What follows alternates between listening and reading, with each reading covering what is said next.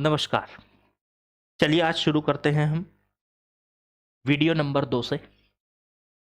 और आज से हम गणितीय विधि द्वारा जन्म कुंडली का निर्माण कैसे करना है उसके बारे में पढ़ने वाले हैं। तो मैंने यहाँ पे लिख दिया है गणितीय विधि द्वारा जन्म कुंडली का निर्माण। और इसमें आपको कुछ चीज़ों की जानकारी होना आवश्यक होता है। जैसे लिखा भी है, गणितीय विधियों को सीखने के लिए हमें विभिन्न विषयों की जानकारी होना आवश्यक है। तो उनमें सबसे पहले हम समझने वाले हैं समय का ज्ञान। जो समय का ज्ञान है हमारा, वो किस तरह से हमको होना चाहिए ताकि हम उसके बारे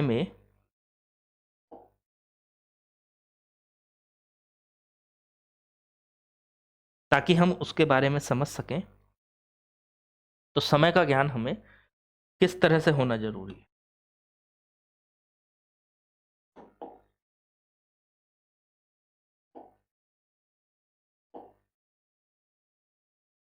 तो सबसे पहले हमें होना चाहिए समय का ज्ञान। मैंने आपके सामने लिखा है, समय का ज्ञान हमारे ऋषियों और मुनियों ने जन्म कुंडली को बनाने के लिए समय को सबसे ऊपर रखा। हमारे ऋषि और मुनियों ने जन्म कुंडली को बनाने के लिए जो समय के मात्रकों को यूज किया, उन मात्रकों की, उन प्रणालियों के बारे में हमें समझना है। क्या क्या प्रणाली उन्होंने यूज की। समय का हम पहले सूक्ष्म रूप देखने वाले हैं। समय का सूक्ष्म रूप लिखा है मैंने।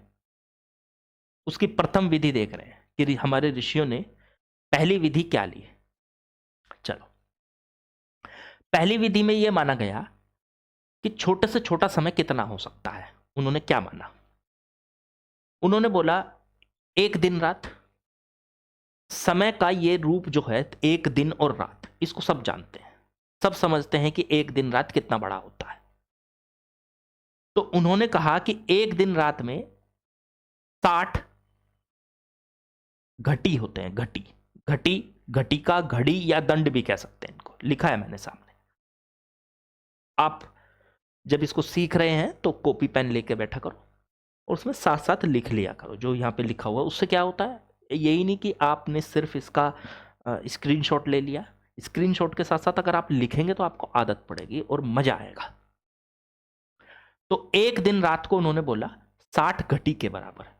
इसको कहते हैं कि घड़ी भी कहते हैं इसको, घड़ी। आपने अपने पुराने जो हमारे माता मतलब दादा दादी होते हैं, पुराने जो आदमी हैं, उन्होंने उनसे सुना होगा। तो वो जैसे कभी कभार ऐसा कहते हैं गुस्से में आके कि है नहीं किसी बच्चे को कि 2 घड़ी शांति से बैठ जा। तो वो घड़ी जो वहां पे यूज होता है वो यही है। तो एक दिन रात में 60 घटी होते हैं। घटी कह लो, घड़ी कह लो, घटिका कह लो या दंड कह लो, मैंने लिखा है इसके सामने। तो एक दिन रात 60 घड़ी के बराबर होता है, ऐसे कह लो। फिर एक घड़ी मतलब एक घटिका 60 विघटिका के बराबर होता है, जिसको पल भी कहते हो आप, पल।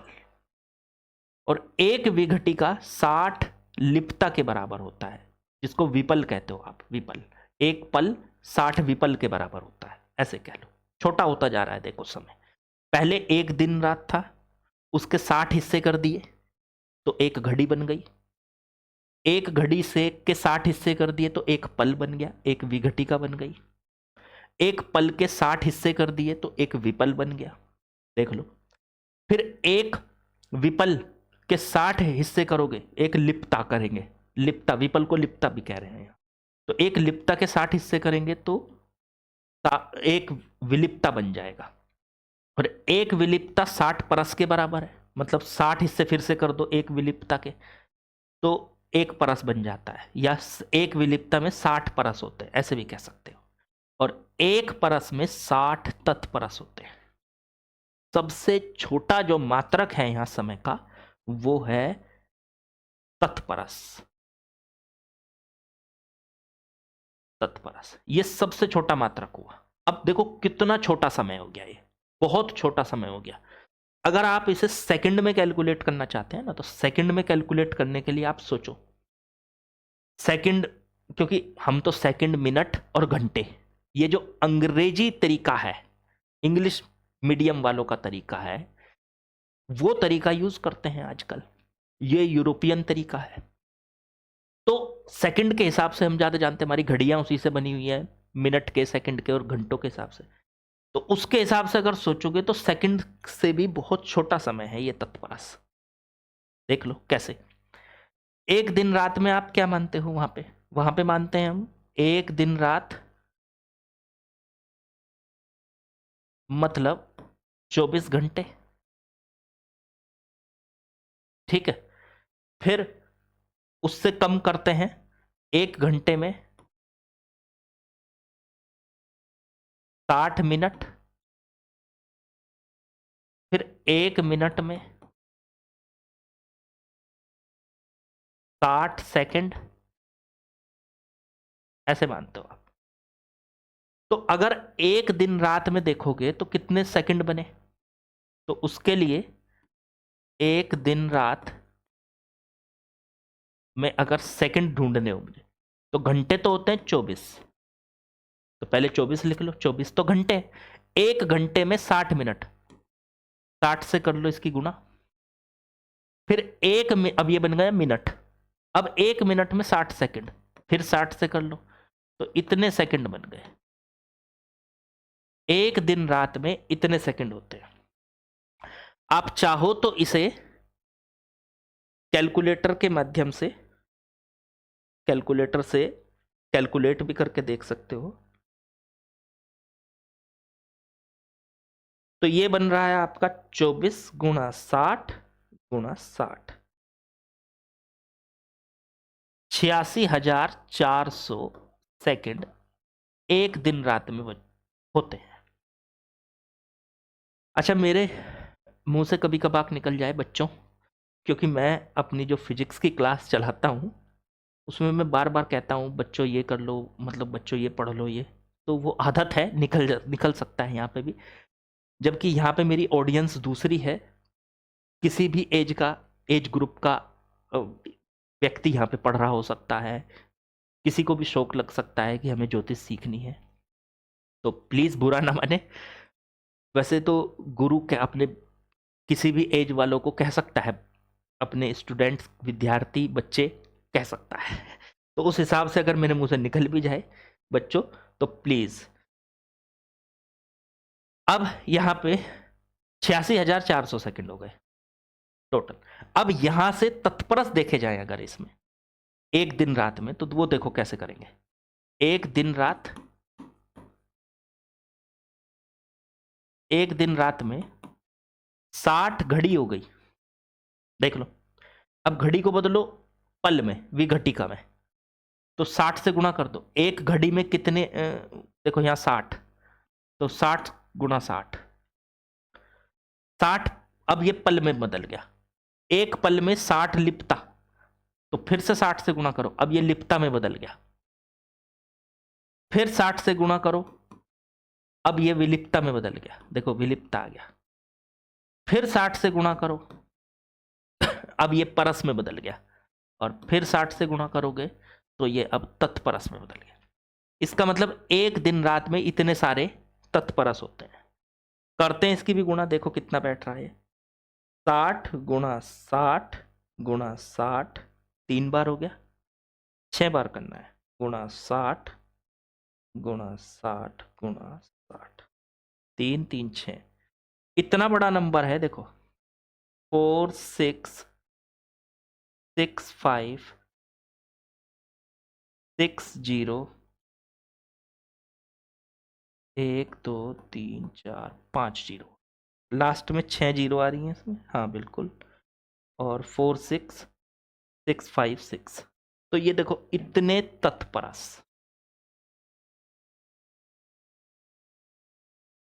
समझ रहे हो।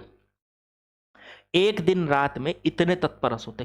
तत्परस कितना छोटा मात्रक है समय का। तो ऐसा नहीं कह सकते हम कि केवल आप, जो ये यूरोपियन माध्यम था, जो आजकल जो साइंस है उसमें समय का मात्रक बहुत छोटा लिया जाता है, और वो 10 की घात में चलता है, इस तरह से 10 की घात -8 -12 -14 इस तरीके से चलता है, मतलब बहुत छोटा समय होता है। तो ये छोटा समय जो है हमें केवल साइंस ने सिखाया है, ऐसा नहीं है। ज्योतिष में भी ये इतना छोटा समय हमको सिखाया गया है। अगर हम इसको देखें 10 की पावर में भी लिखें इसको, तो 1 2 3 4 5 6 7 8 9 10 4.665 गुणा 10 की घात 10 तत्परस लिख सकते हैं इसको हम।